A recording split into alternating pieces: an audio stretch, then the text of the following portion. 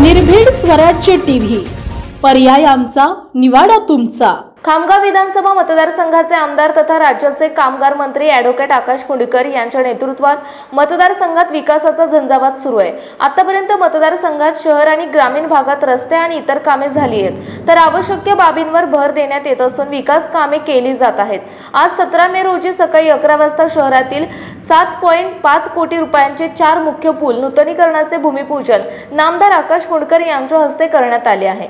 त्यामध्ये भारतरत्न डॉक्टर बाबासाहेब आंबेडकर नगर परिषद मैदानाजवळील पूल 99.66 लक्ष, शहर पोलीस स्टेशन ते अग्रेसन चौक दरम्यानचा पूल 154.51 लक्ष, रायगड कॉलनीतील वीर सावरकर उद्यान ते महाकाल चौका दरम्यान रस्त्यावरील पूल 243.39 लक्ष आणि शहरातील मुख्य असलेल्या फरशी पुलाचे 256.21 लक्ष रुपयांवर नूतनीकरण करण्यात येणार आहे। हे पूल अरुंद आणि मोडकळीस आलेले आहेत। रहदारीच्या दृष्टिकोनातून या पुलांचे प्रशस्त नूतनीकरण करणे आवश्यक असल्याने हे काम हाती घेण्यात आले आहे। फरशी नाल्यावरील सध्या स्थितीमध्ये असलेले 2 पूल एकत्र करून प्रशस्त पूल निर्माण होणार आहे। यावेळी बोलताना नामदार आकाश फुंडकर म्हणाले की मुख्यमंत्री देवेंद्र फडणवीस यांच्या नेतृत्वात गतिमान सरकार राज्यात कार्यरत असून त्यांच्या माध्यमातून मतदारसंघासाठी आतापर्यंत भरघोस निधी मिळाला आहे।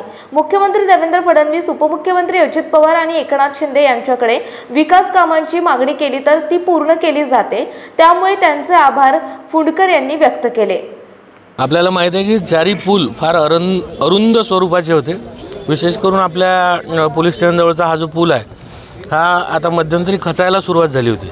ग्रीन पार्क जवळील जो पूल आहे तो अगदी अरुंद होता। परशी पूल जर आपण पाहिला असेल तर तो या गावाचा मुख्य चौक आहे, तो अधिक प्रशस्त झाला पाहिजे या दृष्टीने आम्ही या सगळ्या पुलांचं काम हाती घेतलं।